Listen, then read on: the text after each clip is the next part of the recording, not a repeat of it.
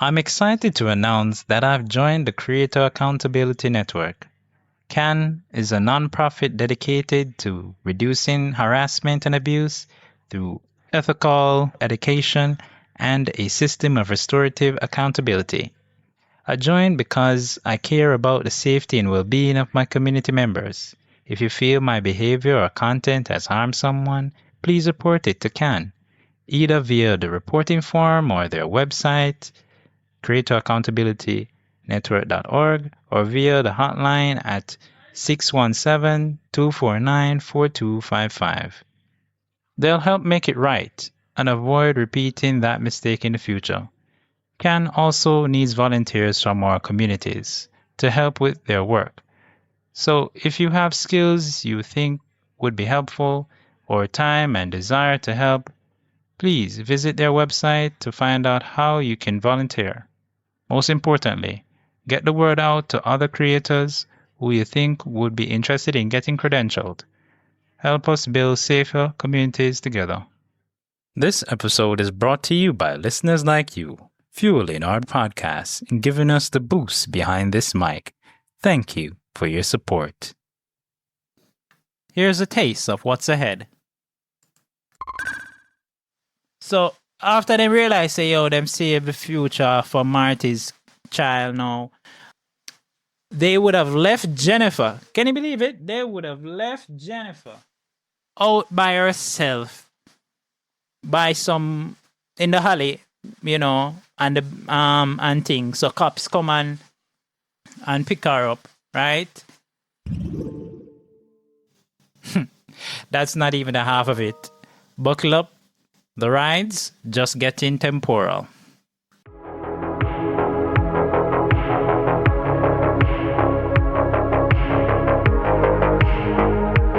Prepare for warp speed as we embark on a voyage through the vast expanse of science fiction in movies and television series. From distant planets to alien civilizations, we delve into the heart of the unknown, unraveling the tales that have captivated audiences for generations. Get ready to unlock the secrets of the universe on Code Flix.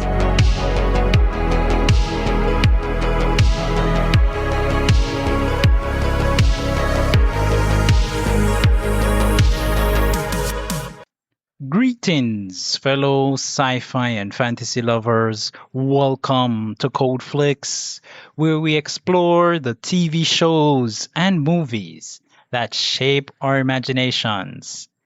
I'm Andre Bonner, and in today's episode, we'll be racing through alternate timelines in the movie Back to the Future, Part 2.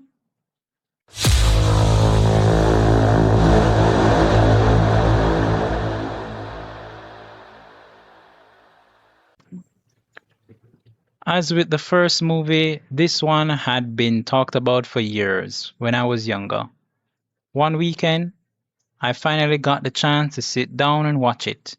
And trust me, it didn't disappoint. In this second installment, Marty finds himself racing through time once again, this time to save his future self. Jennifer gets pulled along for the ride, and things take a wild turn when young Biff gets his hands on something he definitely shouldn't have from the future. So buckle up. We're going on a ride through timelines, choices, and consequences that'll make you question if you could change the future. Should you?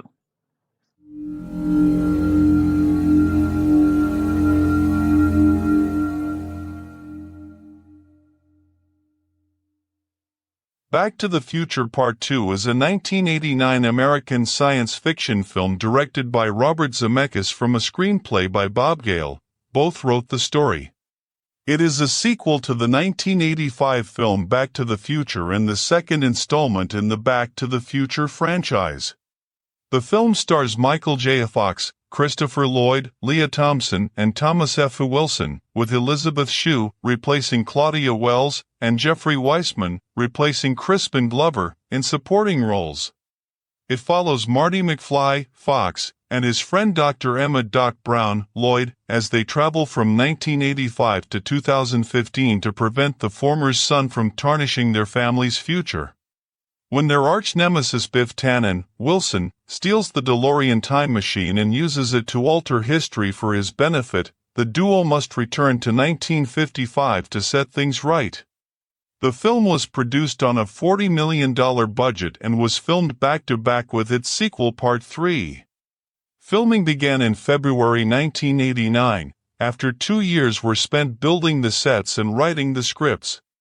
Back to the Future Part 2 was also a groundbreaking project for visual effects studio Industrial Light and Magic, ILM.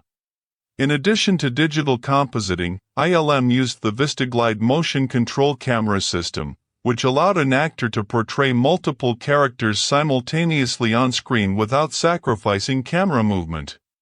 Back to the Future Part 2 was released by Universal Pictures on November 22, 1989. Though the film received mostly positive reviews, it was deemed inferior to its predecessor by critics at the time of release. In the years since, the film has been reappraised and is now considered one of the best sequel and science fiction films of all time.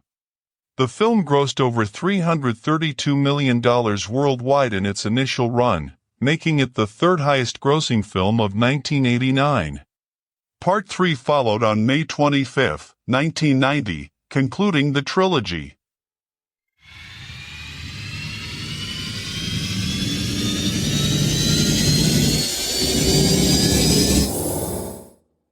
On October 26, 1985, Dr. Emma Doc Brown arrives unexpectedly in the DeLorean time machine. He persuades Marty McFly and his girlfriend, Jennifer Parker, to travel to the future with him, N1, and help their future children, with Biff Tannen witnessing their departure. Once they arrive in 2015, Doc incapacitates Jennifer, leaving her asleep in an alley to avoid letting her learn about her own future. Doc explains that their son Marty Jr. will be arrested for participating in a robbery with Biff's grandson Griff, leading to a chain of events that destroys the McFly family. Doc instructs Marty to switch places with the identical Marty Jr. and refuse Griff's offer, but Griff goads Marty into a fight by calling him chicken, and a subsequent hoverboard chase ensues. Griff and his gang are arrested, saving Marty's future children. Before rejoining Doc, Marty purchases an almanac containing the results of major sporting events from 1950 to 2000. Doc discovers it and warns Marty about profiting from time travel. Before Doc can adequately dispose of it, they are interrupted by the police, who have found Jennifer incapacitated and are taking her to her 2015 home. They pursue, as does an elderly Biff, who has overheard their conversation and retrieved the discarded almanac. Jennifer wakes up in her 2015 home and hides from the McFly family. She overhears that her future life with Marty is not what she expected, due to his involvement in an automobile accident, and witnesses Marty being goaded by his co-worker, Douglas Needles, into a shady business deal, resulting in his firing. Jennifer tries to escape the house but faints after encountering her 2015 self. Meanwhile, unbeknownst to Marty and Doc, Biff steals the time machine and returns it. Marty and Doc return to 1985, leaving an unconscious Jennifer on her front porch to sleep off the day's events as a dream. Marty gradually realizes that the 1985 they have returned to is not the one he knows. Biff, having used the almanac to secure a fortune, is now one of the country's wealthiest and most corrupt men. He has turned Hill Valley into a chaotic dystopia, secretly killed Marty's father, George, in 1973, and forced Marty's mother, Lorraine, to marry him. Meanwhile, this timeline's version of Doc has been committed to a mental hospital, while the version of Marty was sent to a Swiss boarding school. Doc deduces that old Biff took the time machine to give his younger self the almanac, and Marty learns from the alternate 1985 Biff that he received it on November 12, 1955, and 2. Biff, acting on his future self's advice, tries to kill Marty, but he flees with Doc to 1955. Marty secretly follows the 1955 Biff and watches him receive the almanac from his 2015 self. Marty then follows him to the high school dance, carefully avoiding interrupting the events from his previous visit, and being forced to intervene when Biff's gang goes after the other Marty performing on stage. Marty finally gets the almanac, but loses it after being again goaded into a fight with Biff. Marty chases after Biff's car on the hoverboard, getting the almanac back as Biff is left to crash into a manure truck for the second time in a week. Marty burns the almanac, nullifying the changes to the timeline that it had caused, as Doc hovers above in the time machine. Before Marty can join him, the DeLorean is struck by lightning and disappears. A Western Union courier arrives immediately after and delivers a letter to Marty. It is from Doc, who tells him that the lightning strike transported him 70 years in the past to 1885, and 3. Marty races back into town to find the 1955 Doc, who had just helped the other Marty to return to 1985. Shocked by Marty's sudden reappearance, Doc faints.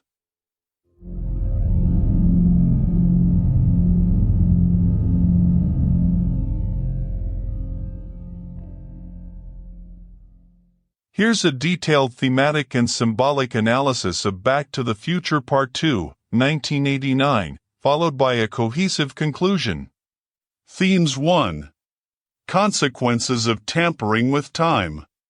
At the heart of Back to the Future Part 2 is the butterfly effect, the idea that even small changes in the past or future can lead to massive, unpredictable consequences.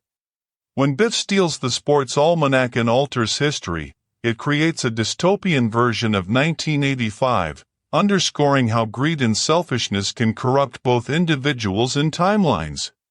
2. Greed and the corruption of power. The alternate 1985 ruled by Biff Tannen serves as a critique of unrestrained ambition and materialism.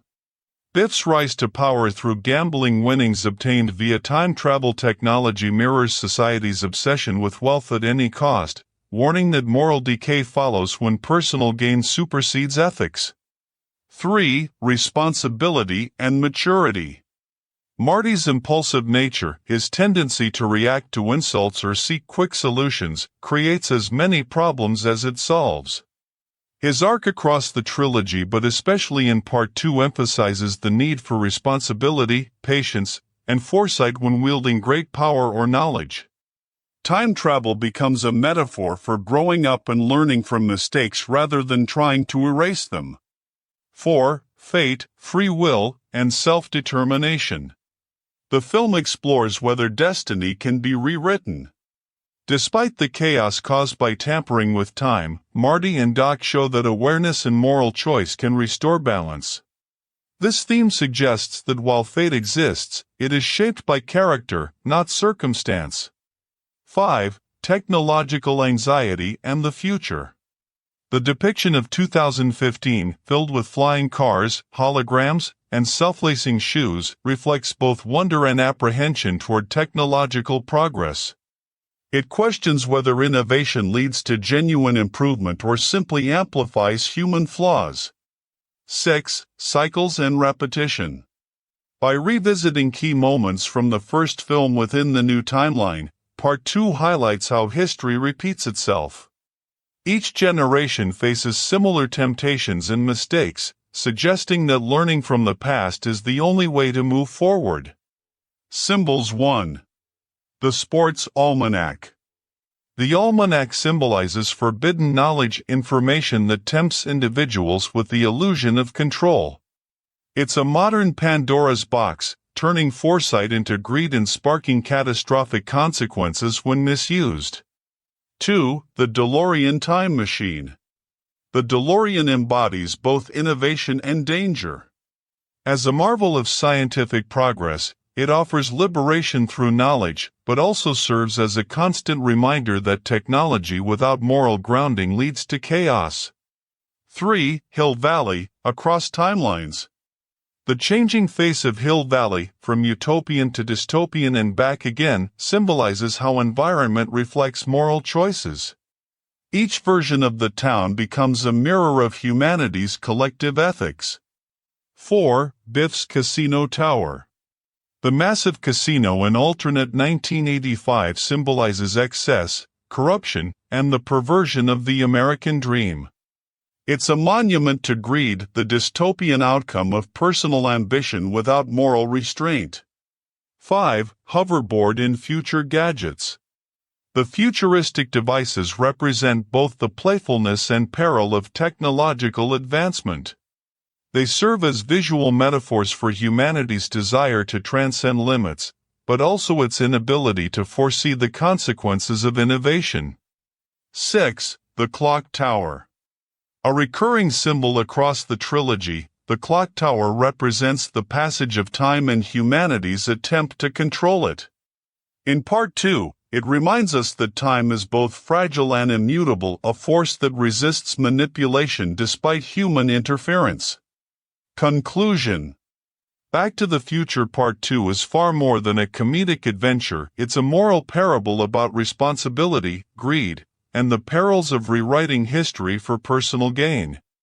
Through its layered depiction of alternate realities and futuristic excess, the film warns that technological mastery without ethical maturity leads to self-destruction. Its central symbols, the DeLorean, the almanac, and the corrupted Hill Valley, embody the timeless lesson that progress and morality must evolve together. In the end, it reminds us that the true challenge isn't changing time, it's changing ourselves.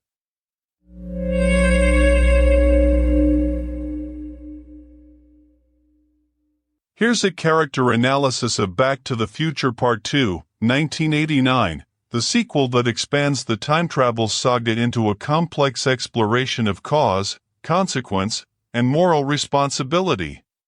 This entry deepens the psychological layers of familiar characters as they navigate multiple timelines. High Voltage Marty McFly, Michael J. Fox. Role, protagonist and time traveler, representing youthful impulsiveness and moral growth.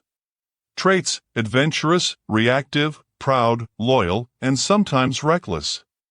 Arc, in Part 2, Marty's defining flaw, his inability to handle being called a chicken, drives many of his poor decisions.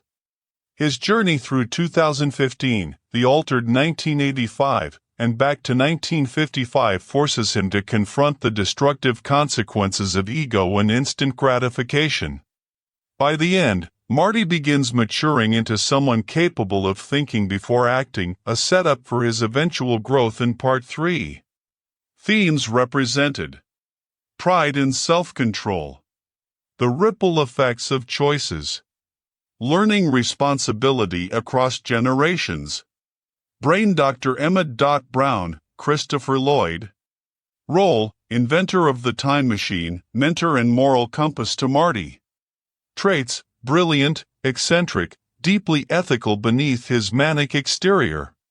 Arc, Doc evolves from the curious scientist of the first film into a man tormented by the moral consequences of his creation. His insistence that time travel must never be used for personal gain anchors the story's moral center. In this film, Doc also confronts his own humanity, admitting affection, showing guilt, and ultimately accepting emotional attachment as compatible with reason. Themes represented. Science and ethics. The responsibility of invention. The coexistence of intellect and compassion. Moneybag Biff Tannen, Thomas F. Wilson. Role, antagonist, bully turned temporal opportunist. Traits, brutish, greedy, manipulative, cowardly beneath bravado. Arc, Biff's acquisition of the Gray Sports Almanac and use of it to alter history expose his unrestrained lust for power. The 1985 A Dystopia he creates reflects the film's warning about unchecked ambition.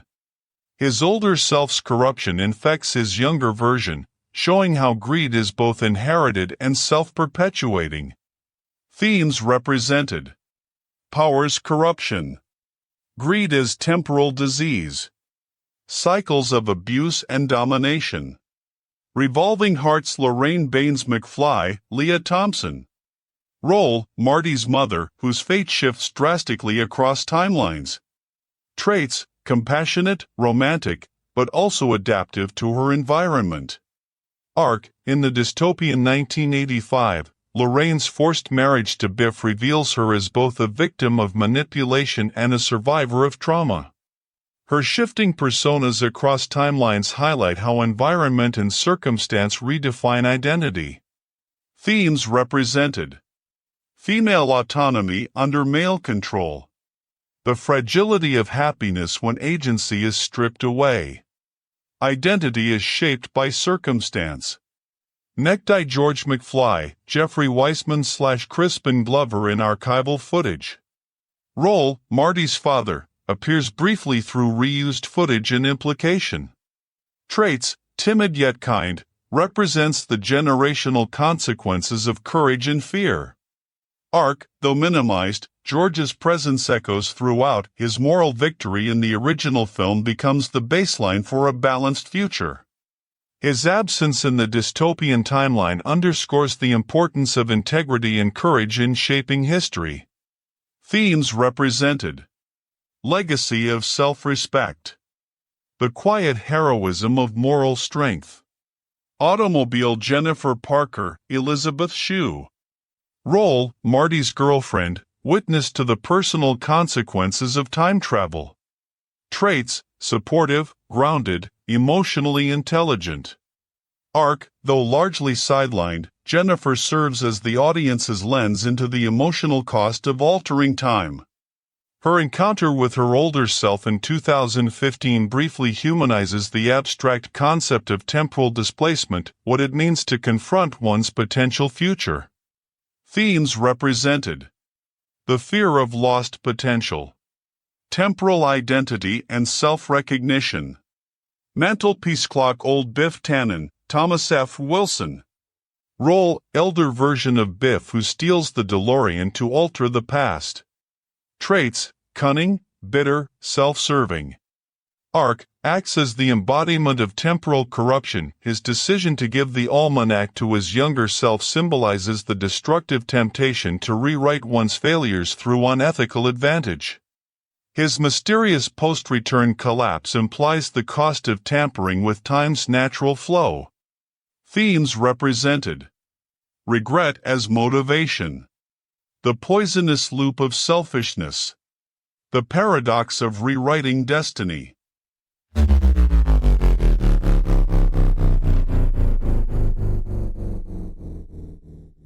Production and Design Overview. Back to the Future Part 2, 1989. Directed by Robert Zemeckis and produced by Bob Gale and Steven Spielberg, Back to the Future Part 2 pushed cinematic design into new territory by envisioning multiple timelines, including the iconic 2015 future, a dystopian alternate 1985, and a meticulously recreated 1955. The film's production and design were ambitious for their time, blending futuristic imagination with grounded continuity across eras. Production design. Production designer, Rick Carter. Art director, Lawrence G. Paul, uncredited, also worked on Blade Runner. Cinematography, Dean Cundy. Filming locations, Universal Studios Backlit, Hill Valley Square, Los Angeles, and Burbank. Rick Carter's design approach centered on visual evolution through time, transforming the same physical spaces and characters across radically different versions of reality. Each timeline had its own texture, color palette, and architectural logic, making the film a showcase of world-building versatility. 1. The Future, Hill Valley 2015. The 2015 sequences form the film's most visually memorable section, filled with imaginative technology and retro-futurist optimism. Visual concept: the design team aimed for a bright, playful future, not dystopian but exaggerated and consumer-driven. Architecture: buildings retained their 20th-century bones but were covered in reflective facades, neon signage, and large holographic advertisements. The courthouse square set, on Universal's backlit, was redressed extensively with glass panels, LED-style signage, and kinetic set pieces such as floating vehicles and pedestrian tubes. Flying cars, achieved through wire rigs, miniature models, and motion control compositing, symbolizing 1980s technological aspiration. Costume design, Joanna Johnston futuristic fashion featured color-changing fabrics, self-adjusting sneakers, Nike MAGs, and self-drying jackets, all designed to feel comically accessible rather than sleek or alien. Props and gadgets. Hoverboards, created as practical props with rig-assisted levitation. The illusion of floating was achieved using cranes, blue screens, and mirror tricks. Pepsi Perfect, hydrating pizza machines, and video glasses were crafted from acrylic, resin, and LED components, blending corporate parody with future tech speculation. Skyway signage and digital billboards used rear projection and optical compositing to add depth to the futuristic skyline. Color and lighting. The future world glowed with neon blues, greens, and pinks, reflecting optimism and commercialization. Light diffusion gave the sense of perpetual daylight, reinforcing a hypersynthetic aesthetic. 2. The alternate 1985. The Hell Valley sequence presented a dark, distorted mirror of the 1980s, visually contrasting with the lighthearted 2015 future. Concept: a dystopian America under Biff Tannen's corrupt rule, designed to evoke fascist and capitalist decay. Architecture and environment. The same Hill Valley Courthouse was transformed into a casino tower, the Pleasure Paradise Hotel, using matte paintings and miniatures. Streets became littered, graffitied, and bathed in sickly orange lighting. Burned-out storefronts, armed guards, and flickering neon signs contributed to a sense of chaos and moral collapse. Lighting and color palette, dominated by reds, browns, and shadows, conveying corruption and aggression. Props and vehicles, modified vintage cars with aggressive steel plating, weapons, and rusted paint jobs reflected the brutal tone. Rick Carter described this version of Hill Valley as America's nightmare, the 1980s dream turned toxic. 3. Return to 1955. The recreation of 1955 Hill Valley demonstrated the film's technical precision and production continuity. Sets from the original Back to the Future were rebuilt and redressed, allowing new angles and expanded spaces for split-screen interaction with footage from the first film. The 1950s design remained clean and optimistic, pastel storefronts, polished chrome, and symmetrical architecture, contrasting starkly with both the future and dystopian settings. Dean Cundy's cinematography reintroduced the soft golden tones and warm color balance of the original film, reinforcing nostalgia and temporal balance. The use of motion control cameras enabled exact synchronization between old and new footage, allowing characters to appear in scenes alongside their past selves. 4. Visual effects and innovation. VFX supervisor, Ken Ralston, Industrial Light and Magic.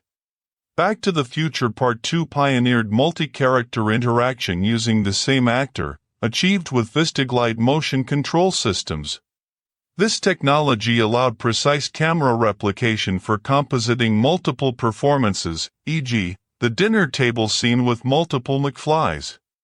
Miniature work was used for flying vehicles, the 2015 Skyline, and the Pleasure Paradise Casino exterior. Optical compositing and matte paintings extended sets vertically, making the future appear vast despite being filmed on the Universal backlit. Practical rigs were favored over CGI. The film's tactile futurism remains one of its defining strengths. 5. Sound and music. Composer, Alan Silvestri. The score blended the heroic orchestration of the original with electronic and percussive motifs for the 2015 sequences. Sound design incorporated synthesized whirs, hydraulic hisses, and hovercraft hums to suggest clean, mechanical mobility. The dystopian 1985 featured deeper bass tones and distorted audio filters, reflecting social breakdown. 6. Symbolism and design logic. Single location, multiple realities. Hill Valley Square served as the core stage for every timeline. Its evolving design visually narrates the effects of technological progress and moral decay. Technology is satire. Every futuristic prop is slightly absurd, mocking consumer culture rather than glorifying innovation. Visual continuity. Rick Carter ensured every timeline remained recognizable through structural consistency, even as textures, lighting, and signage evolved. 7. Overall aesthetic vision. Back to the Future Part 2 is a masterclass in temporal production design, using one environment to tell multiple stories across time. From the candy-colored optimism of 2015 to the burnt-out nightmare of alternate 1985, every frame visualizes the ripple effect of human choice and technology's unintended consequences. The design struck a balance between satire and sincerity, creating a future both outlandishly funny and strangely prophetic.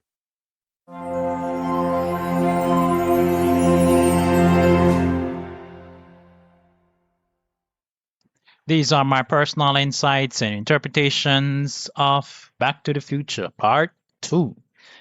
So, I would have given you a deep dive into the first movie, and say it's going to be even more epic, right?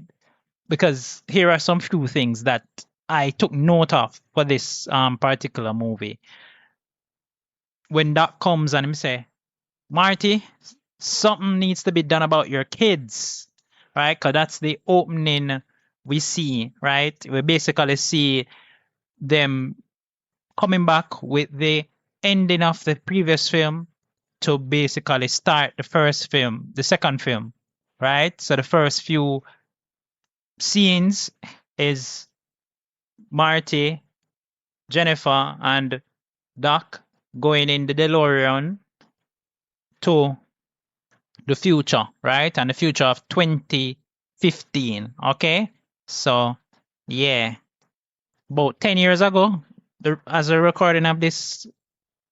So, the three of them fly off into the year 2025, right?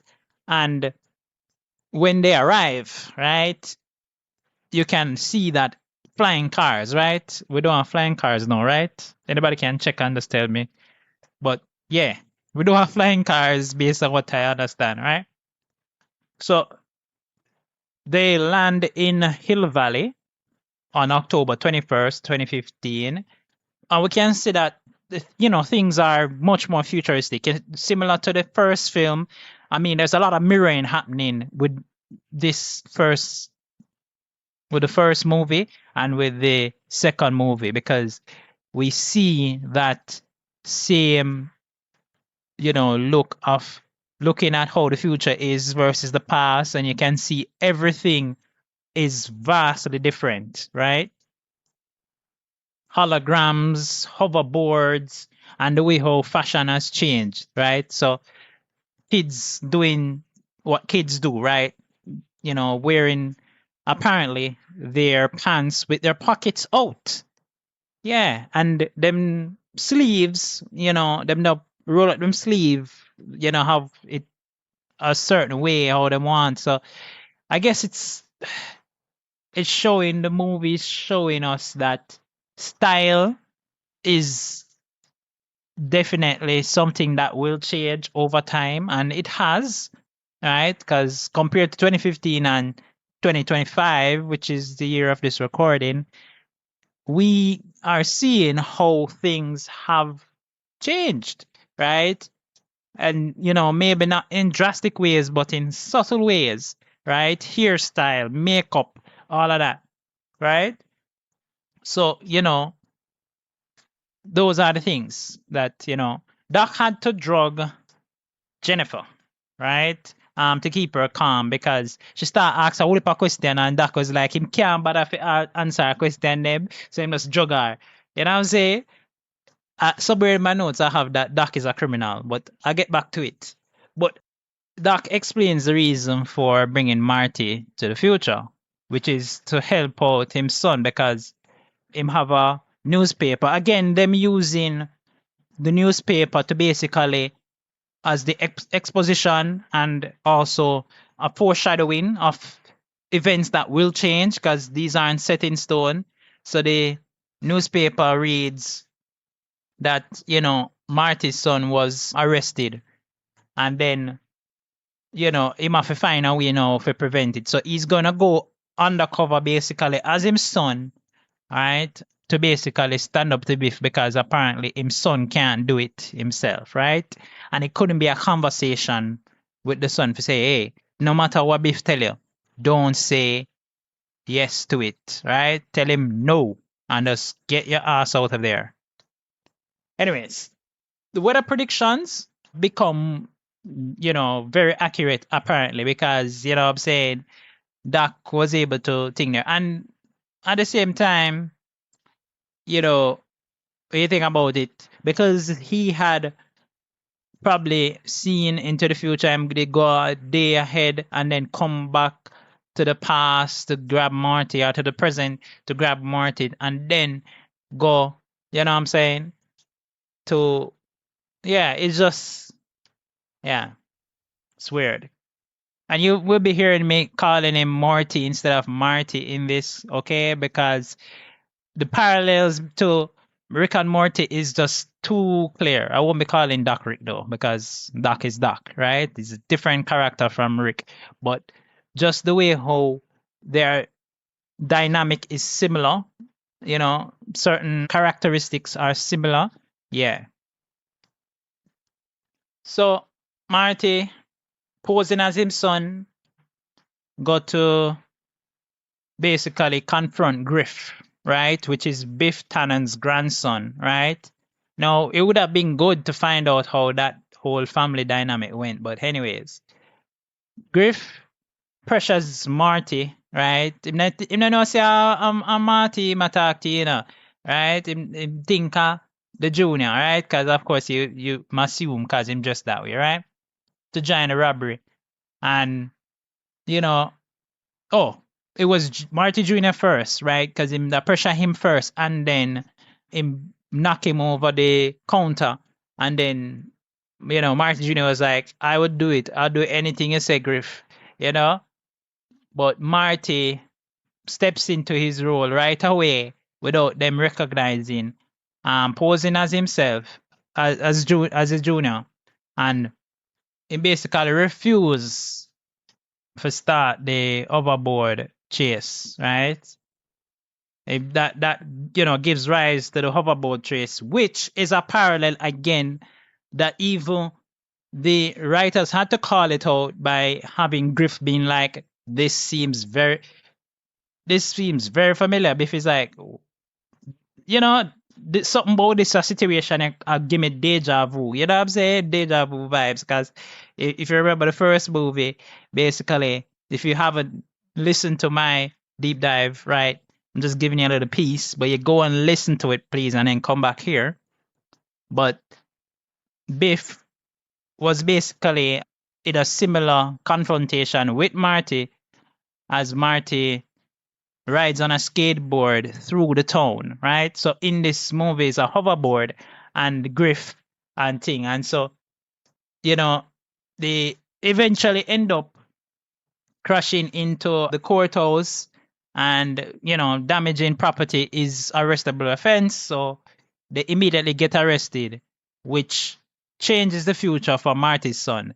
But does it eventually mean that this will never happen again? Because suppose Griff gets out of prison, right? Out of jail. Anyways. So after they realize, them save the future for Marty's child now, they would have left Jennifer. Can you believe it? They would have left Jennifer out by herself by some in the alley, and the and things. So cops come and pick her up, right? Marty, before he gets back, he would have bought a sports almanac, right? And this is very important and crucial to the movie, right? Because him buy the sports almanac thinking say boy him coulda use it for get rich off of betting. Like anybody else would have think about something like that, right? You know? Cause if you're in the future and you find say you can actually like bet on things, you know, because you know what's going to happen, say boy definitely that team you're gonna win, and if you bet heavy, you're gonna win. There's no losing, you can't lose, right? Yeah, so that catch him with it, and Doc is like, yo, me never create the time machine or thing and have us doing this for you to come and cause no issue, using this almanac and stuff and thing, and him basically throw it away, right? However, older Biff, right?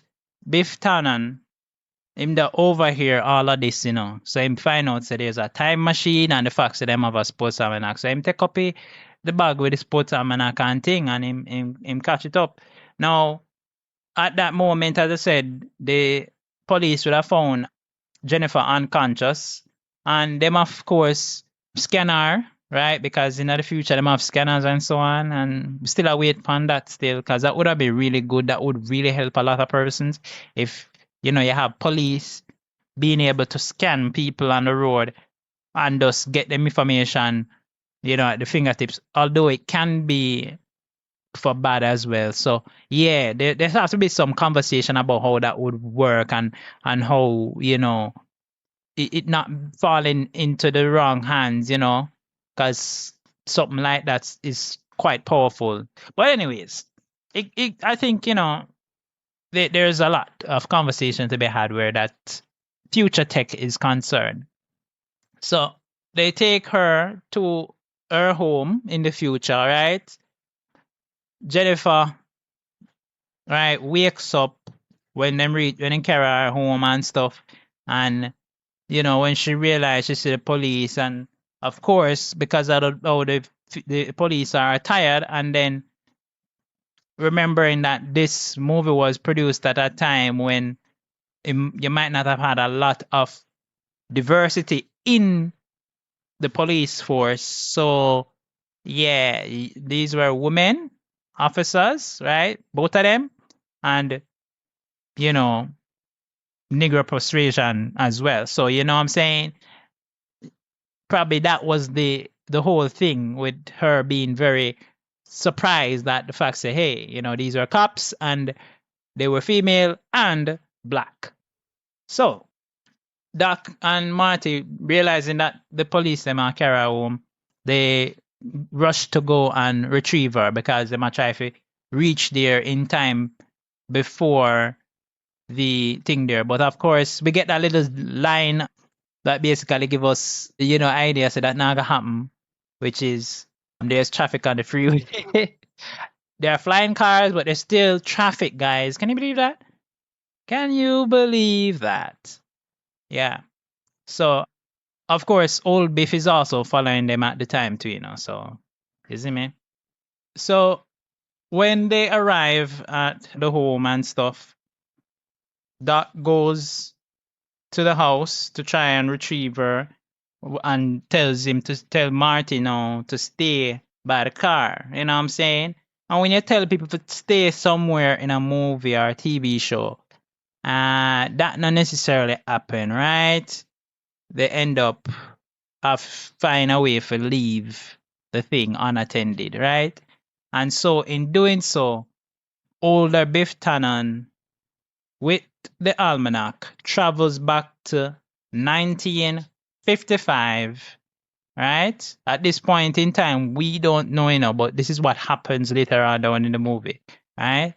So catch up back to that point when we get there. Anyways, so back in the house with Jennifer. So Jennifer gets to see her future life, and she's quite surprised and astonished at what is going on. And I'm saying, because, she has see pictures with her and Marty married in at the chapel, oh love, which probably, just like anybody else, you have great dreams for your future and you're like, you can't believe so this actually is what happens to you in the future. It's like, how could this really happen? Right?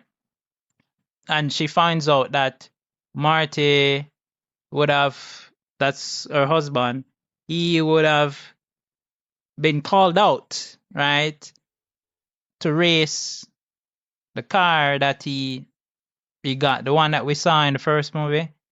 And apparently he crashed and injured himself, and that accident set him back because, all of the plans him have for him music career and all of that get stumped, and him end up have to be a regular Joe working a regular job. And the worst thing is that the same brother where him we call him out and basically push him for go race, and him end up becoming one of him co-worker.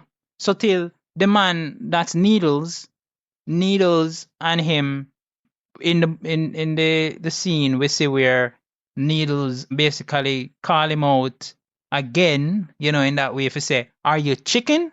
and make the cooking sound them and thing, and he's like, chicken and thing, and Marty no chicken, so him say him want to make them know say nobody calls him a chicken, so him do what Needles wanted, right? And what Needles wanted was him for do something very illegal and something that could possibly make him lose his job, and it did, because his boss apparently was monitoring, right?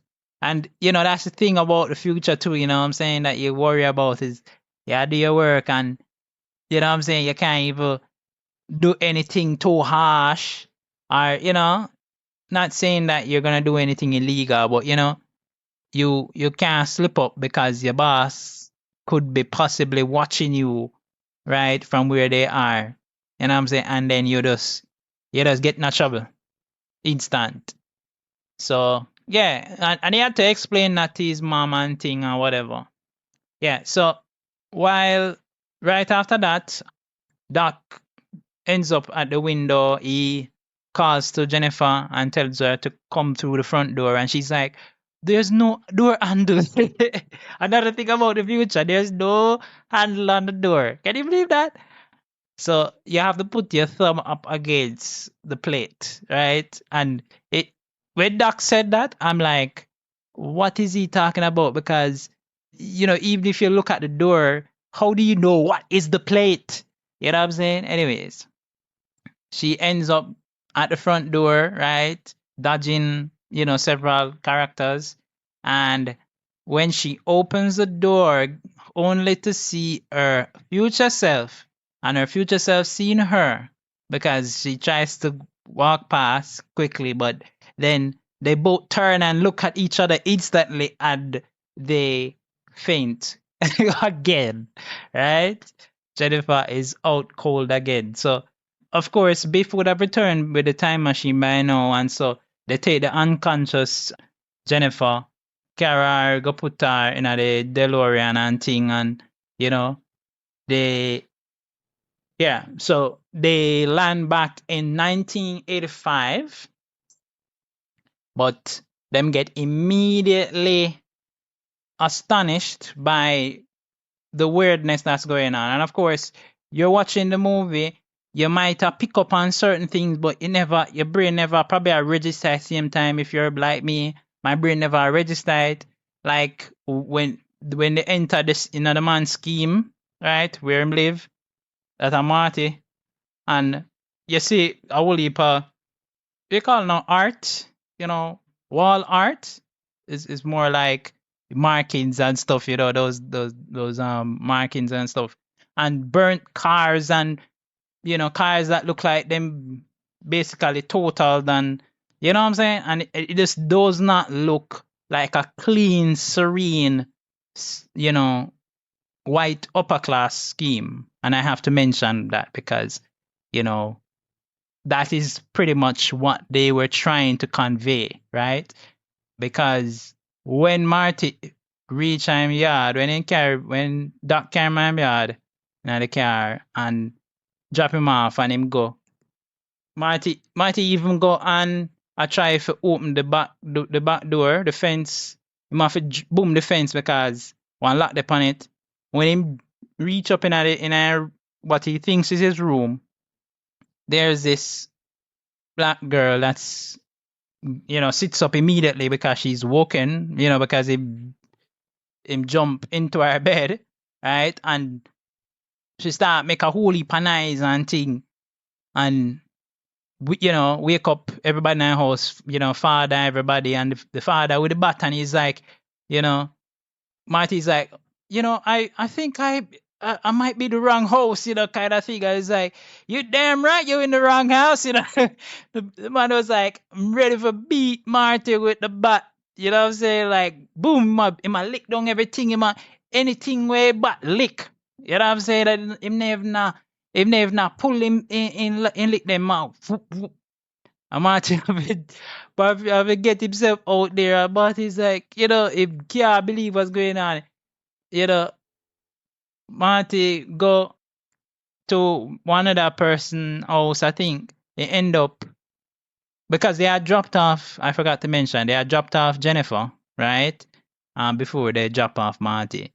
When they drop off Jennifer, they put her upon, apparently, the step, the porch basically had like a hammock and then put her there so for lie down. So, Doc reassure him, say, she all right, there's some man, a man in you come with some smelling salts and wake her up.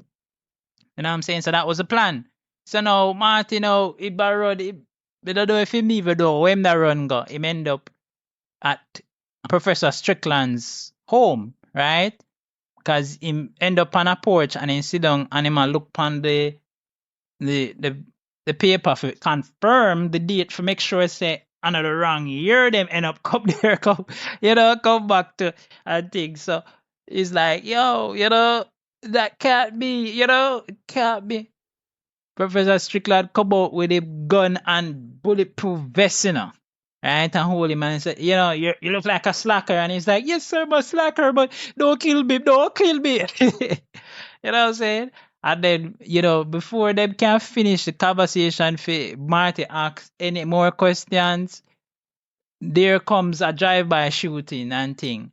And, the portrayal of a drive-by gang, this, emptying clip on the house was just like, whoa, that you can definitely say something definitely at this point. If you never keep up with the movie at this point, you're supposed to realize, sit wrong with this 1985, you know what I'm saying? Anyways, so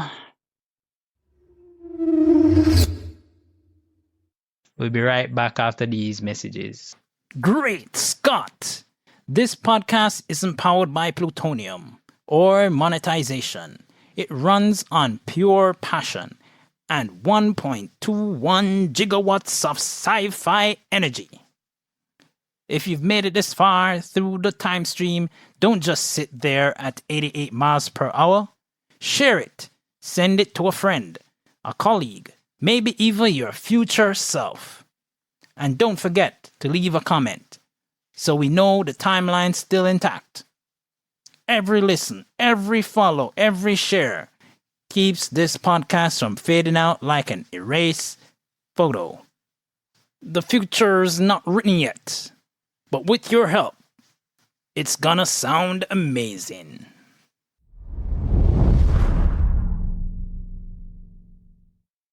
When Marty gonna go find the casino, right? Him end up walk through the place and thing and then go find the casino where Biff own, right? Because I'm gonna tell you how that happened later on, right? Just stick around. So him go and him see basically, I can't tell you now because like that part comes up right here. So he sees like a TV basically that's telling the story, the history, there's like a documentary basically about Biff Tannen's life. And, the fact say he basically did become very lucky in bet pan a sporting event and that made him a lot of money and stuff.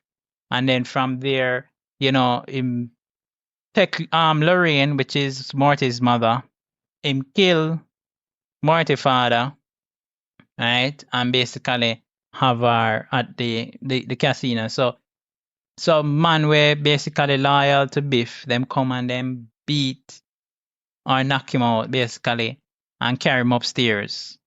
So Marty ends up upstairs now. Wake up in a mother bed, I guess, or in a bed. I think is his bedroom. They're trying to tell us that is it. Now in this corrupted timeline. And Marty finds himself asking this very same question that he did ask in the first movie when his mother, when he did meet him younger mother in our house, right? And he get licked down by the car and knock out. You remember that? Yeah, again, referencing stuff that come from the first movie. So you definitely need to listen to the first podcast episode about Back to the Future, the part 1. Go and listen to that one, right?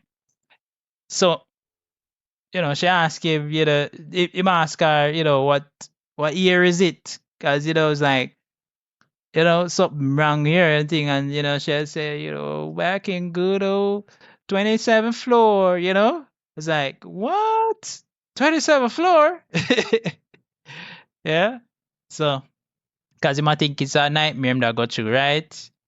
So, basically through some exposition, we get to understand, say, George died, we get to find out, say, Biff filthy rich and has been taking care of him and him siblings them, right? And he's supposed to be at boarding school because basically Biff no want to deal with no picking, right? So him just send off all like picking them to boarding school, see? They must say, what are you doing here, little twerp? That kind of thing. And he's like, Marty's, clapping back at him. And you can realize that Marty's character, even though this is a different timeline, Marty's character stayed intact because Biff mentions the fact, say, this is how I'm in a light boat him, It's like, this is how I'm in a light boat, you're picking, You know what I'm saying? And thing, and, Lorraine was trying to be all uppity and be like, I'm done with this, Biff, and, I'm leaving. It's like, oh, yeah, you're leaving. But guess what? I'm going to cut them off. I'm going to cut off your picking at them. And she's like, no, you wouldn't. And he's like, oh, yeah. And him start list out all the things him do for picking at them and thing. Yeah. And then, after Biff gone, right? She tells him asks his mother what happened to his father. Why would she leave George? And she's like, say, no, Sir George, in the same place he has been for the past how much years? The cemetery. And so we get him going to the cemetery, and that's where we meet up back now with Doc. And Doc shows him the proof to say, yes, this is really what's happening for true. And him, carry him, go show him the newspaper. And again, as I said before earlier, in my notes, I have that Doc is a criminal because he break into the public library, right? Him just talk it casual like, why am I for breaking into the public library? Because it board up and thing and whatever, and the man is broken it. And this is not the first thing him do that me I say him a criminal, because last time him thief from the some uranium for power the time machine from the Libyans them. You know what I'm saying? Like, bro, calm down. You're doing too much as a scientist.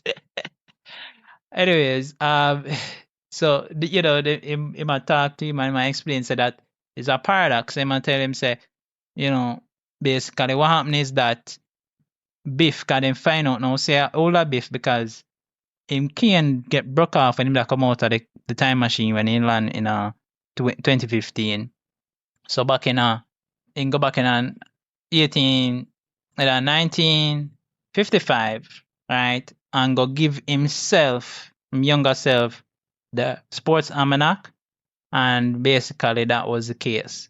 So Marty, they want confirm from Biff, basically what it happened, so him can find a way to fix it. So he goes back to the casino and he confront Biff about it.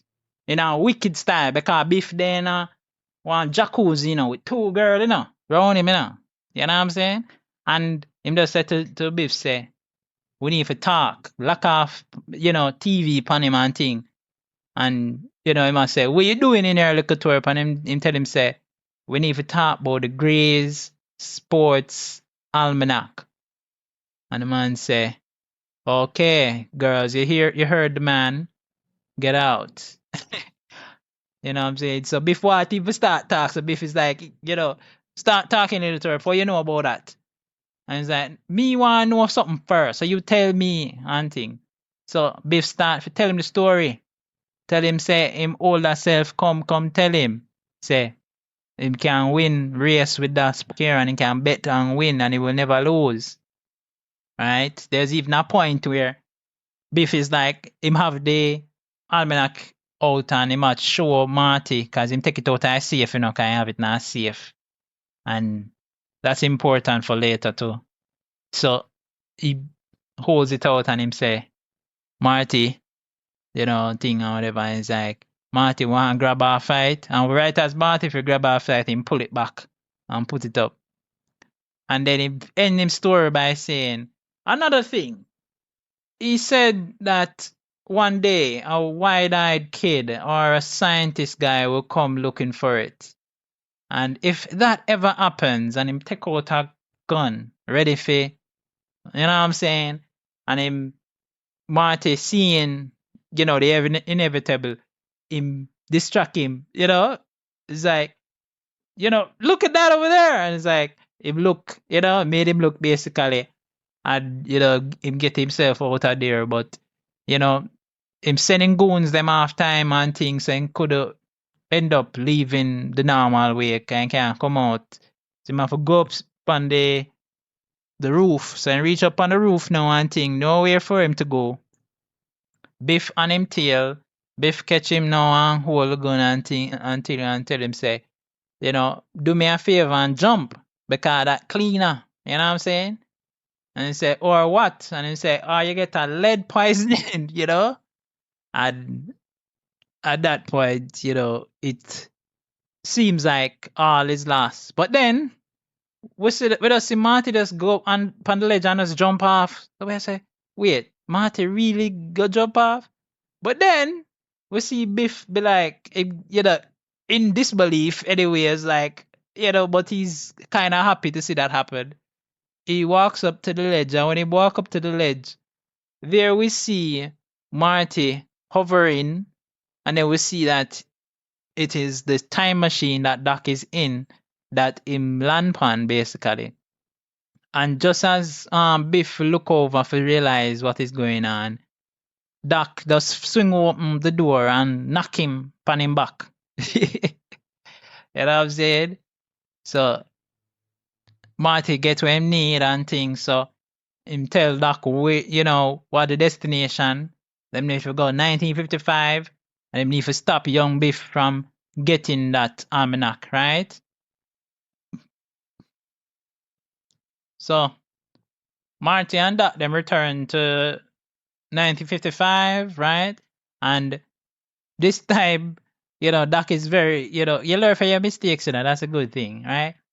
So make sure it turn off the time circuits, make sure it can be powered on, by anybody who just come by, right? He also was well prepared. Him always well prepared, Him have, and it's very interesting, him have a luggage basically with money from different periods in history, right? Different time and stuff. So he give Marty some money and say, go and buy some clothes so you can look inconspicuous. And that's very important because in the next scene, we see Marty not looking inconspicuous. And before he had given him a radio, right? And so him basically go around with a radio looking inconspicuously and following Biff. Kind of, figure out, what happened. So when he reach at the location and thing and him watch Biff and thing, and him see say Biff a trouble some kids and stuff and whatever and thing, and you know, him go end up him go into the town, right? They end up in the town where Lorraine would have gone shopping for her prom dress and thing, because this is the day of the enchantment under the sea dance, right? And so my brother, him can't wait, because him go up to Lorraine and I tell her, say, you know, oh, she go be him girl, you know, rough her up, you know. Brother, hold on pan her hand, them, you know, and be like, you know, you better be my girl, you know. And then him threaten her. And so that's why we know that Biff long time is a big misogynist, because him just be like, you know, one day I gonna be my girl, you know. Oh. So this is when older Biff meets him and basically, you know, gives him the sports almanac and him tell him, say, you know, all the little things and stuff. Now Marty was hiding in the car all along. And in myself, I'm thinking they are not very aware, because two of them they in a car and none of them not realize, say, this a man here. You know, Marty is in the back of a vehicle with them. Anyways, so a funny thing happened, right? Marty gets locked into the garage with the car, right? Because, you know, I'm not trying to hide and thing, and the two Biff them end up come out and, you know, lock him inside of the garage. So I'm have to radio Doc now and tell Doc, you know, what go on and thing, and, you know, Doc cannot move the DeLorean because of daylight and thing, and, you know, it's gonna be part of history and thing, you know, have to be very, very careful. So he bums a bike, right? For coming to town. Now, by the time Doc arrives at the location, right, Marty is gone, because Biff they come now for go the enchantment under the sea dance now and things. So in, you know, jumping in car and things. So in have it, you know, Marty follow, of course, in the car. So we see that Biff end up going to the enchantment under the sea, and when he reached there and thing, that little scene that we saw from the first movie, again referencing the first movie, where Biff gets punched out by George. Yeah, that was the opening that Marty needed in order to get the almanac, because the whole time him did a trail, Biff him couldn't find a way to get the almanac. Right? So him eventually was able to get the almanac, but he had to help him past self, right? Or the previous version of him that had come to 85, right? Because him this, you know, end up having the same goons them, the Biff goons them a follow him and thing, and when them see him go up on stage, they were waiting on him for knock him out and thing. So this Marty now, this version, he had to knock them out clear in order to, you know, make sure so that was preserved. So in doing that, him basically never forget himself out of a situation same time. Him end up leave now, and as him a leave, Biff revive, cause you know him did knock out Biff a ground. After Biff did knock out a ground, when him see Biff that kind of revive, and they knock him again and take away the stuff, and one guy even say, I think that guy stole his wallet. And that's all the guy said. I think that guy stole his wallet. You took his wallet. You know? And when he revived, the guy's like, that guy stole your wallet. So, you know, Marty was like, gonna, you know, him could have, him free and clear, you know. And he made Biff rile him up. Don't call me a chicken. And he must stand up right behind of a door that is swinging outward towards him, and him past self run out that door and knock him. You know what I'm saying? And knock him out. And with that, being happening now and thing, Biff saw the almanac in possession, take it back, right? So Biff now has the almanac once more. All because, you know what I'm saying, him couldn't take people calling him a chicken. And I like how, him own up to that fact and realizing say that caused the problem in the first place. He goes to meet with Doc, who has the time machine ready, and thing, and him and say, boy, me lose it, Doc, on my fault and thing. Was like, whatever and thing. Say, all right, maybe we can catch him, before him get home and stuff. So while Biff drive alone on the road, you remember that hoverboard? Yeah, the hoverboard that him get from the little girl. Him take the hoverboard and him come down right behind Biff, right? Doc help for lower him in the hover car and stuff. And the hoverboard him use and move around the car and stuff. He goes up to the door. That scene is intense. And you can see that Biff definitely not no peripheral vision, because I tell you, the man a drive and he not realize say somebody a opening door to take up the the item that's on the seat beside him. But in the last minute he saw and he struggle and thing. And there's this whole him trying to get Marty, hit off of the car and thing, and Marty figuring out a way for maneuver himself on the hoverboard and stuff. And eventually he gets the almanac once more. And that funny scene again with Manure and the car, can I tell you? Oh my, poor Biff. Right? That's why I say, I wonder if this is what Biff was like getting deja vu vibes about. You know what I'm saying? Yes, this timeline has been corrected now, because Marty get the almanac now one thing. So they go back to their location where they start out from, right?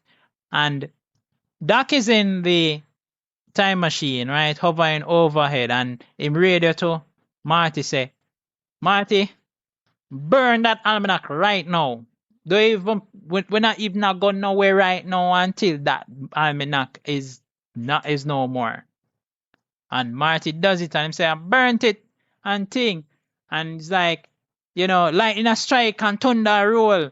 And probably you're hearing that in my background right now. Probably not.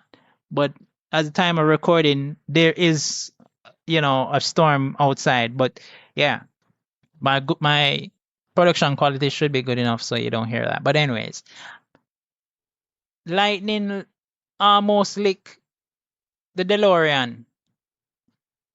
And then Marty utters the line, be careful, you don't want to be struck by lightning. And Doc gets struck by lightning, the DeLorean gets struck by lightning, and he's sent into the year 1885, because there's been a foreshadowing from the beginning when they transport themselves to a place and thing, and Doc have to be hitting the time device because it keep conking out and going between 1985 and 1885.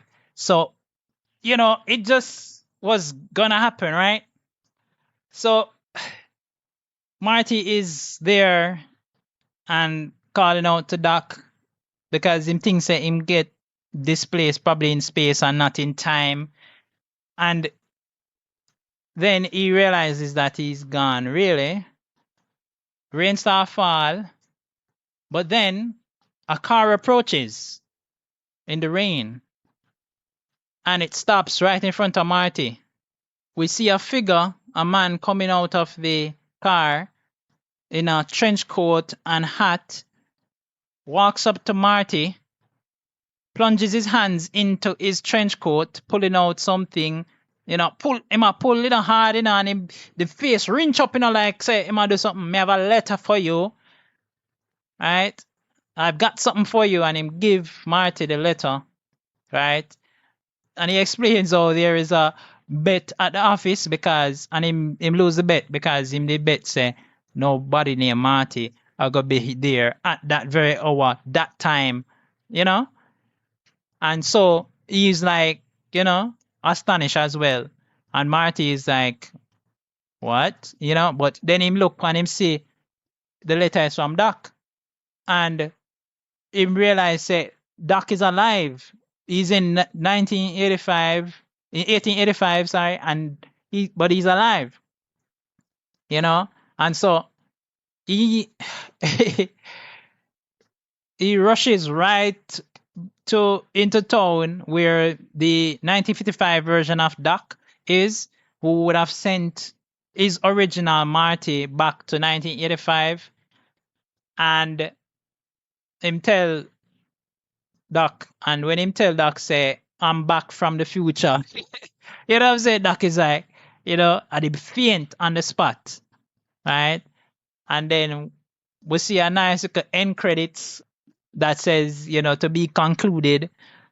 And then we see a nice little preview of splices of scenes from Back to the Future 3 with scenes from the Old West. We get scenes, that don't really mean much to us because if we haven't watched that movie yet.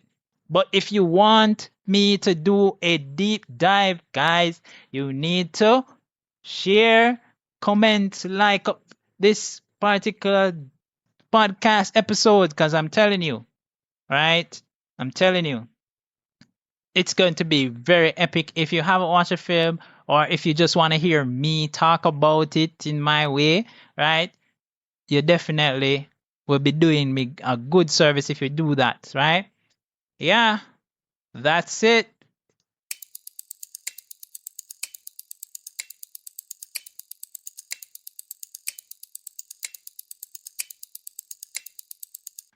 Here are some theories about some unresolved mysteries and plot points. So, number one on the list is the multiple timelines and paradoxes.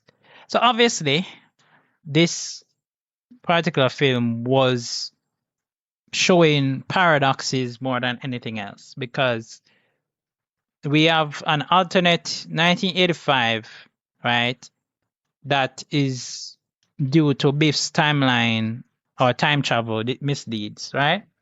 So, in a way, we find that the inconsistency comes with the fact that you have a DeLorean that takes off from this location, right, or point A, and ends up in point B in the same time, right? Now, the point here was that when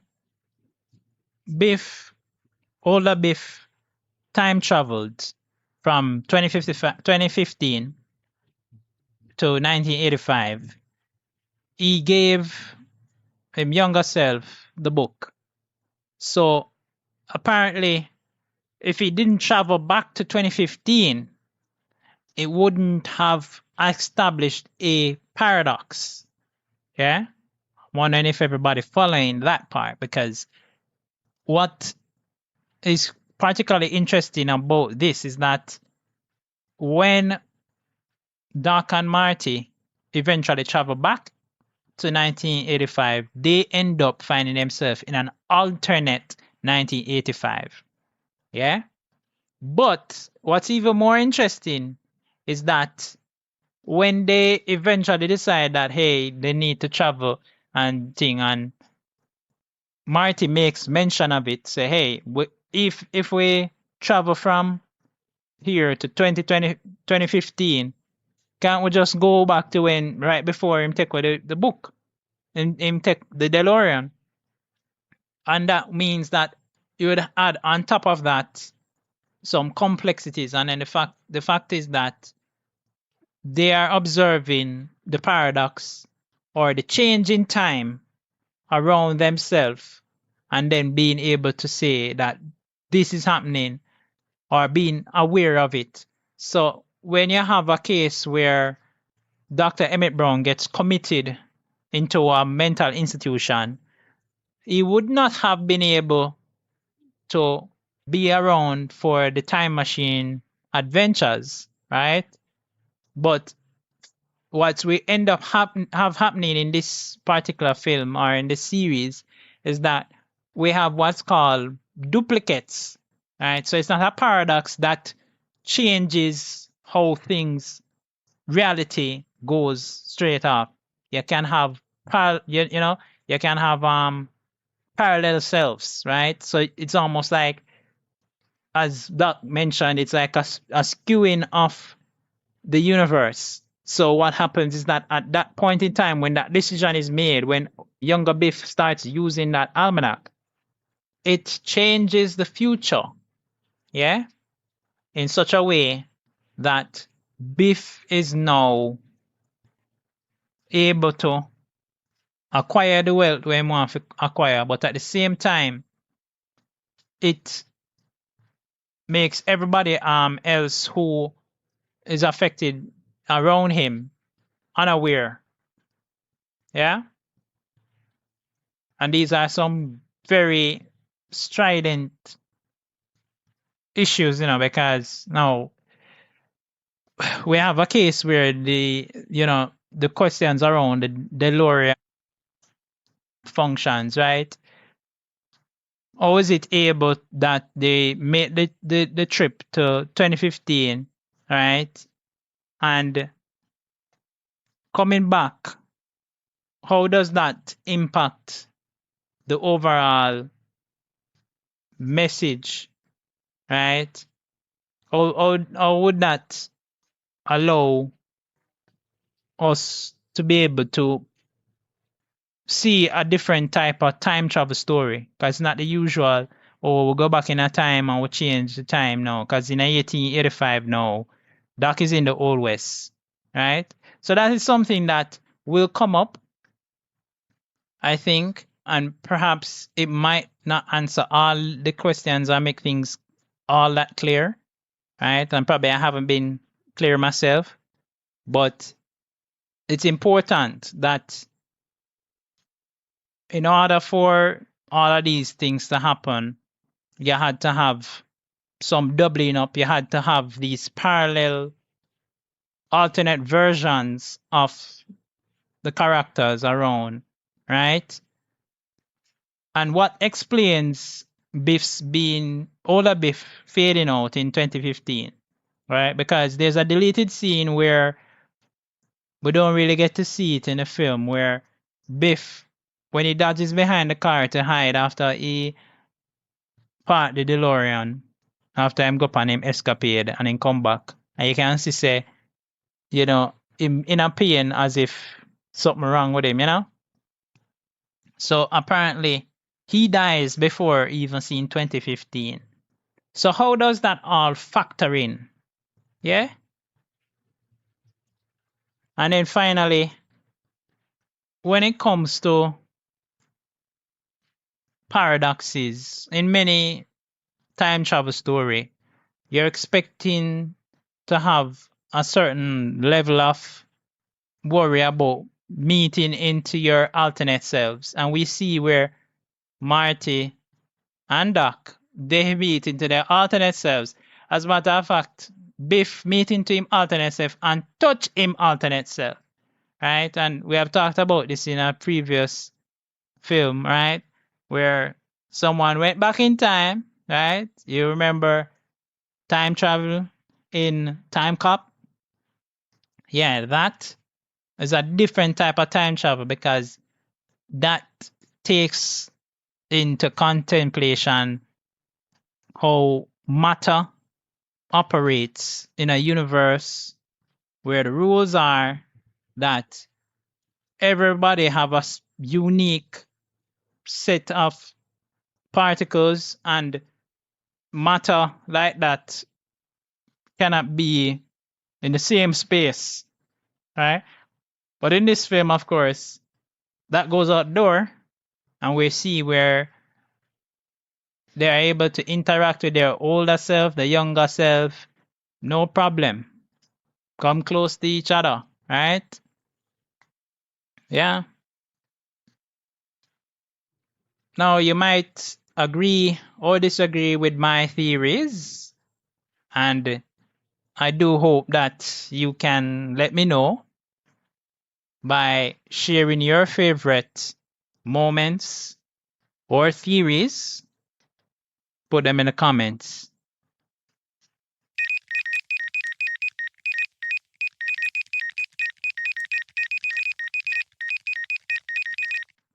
In this episode, we definitely race through timelines. We saw paradoxes. We saw how Biff and Marty almost destroyed the space-time continuum. I mean, I tell you, say Marty, him should have never buy the almanac there, and Biff should have definitely never given it to him younger self. And as I told you before, I enjoyed this movie for the fact that it did a lot of work setting up certain items, making it a little bit more expository, and guiding us as the audience in such a way that we can feel comfortable with the outcome. Even though we see Doc gets sent into another adventure, we know, even before we got to that one, that everything is going to turn out okay. After all, this is Back to the Future, and we haven't gone to the past as much as we want, but we'll get there because we are continuing to learn from our mistakes. Not because someone called us chicken means say we have to rise to the occasion. Not every battle needs to be fought. Sometimes all best you can do is to step away. Just like Marty, just have to just step away, keep calm and step away. So that is it.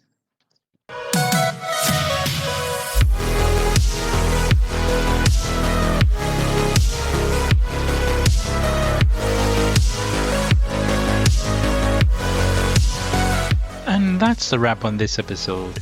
We've crossed another milestone, and now the mission continues as we set our sights on 2,000 downloads. If you enjoyed the ride, be sure to follow, like, and share. Thanks for listening, and we'll catch you in the next one.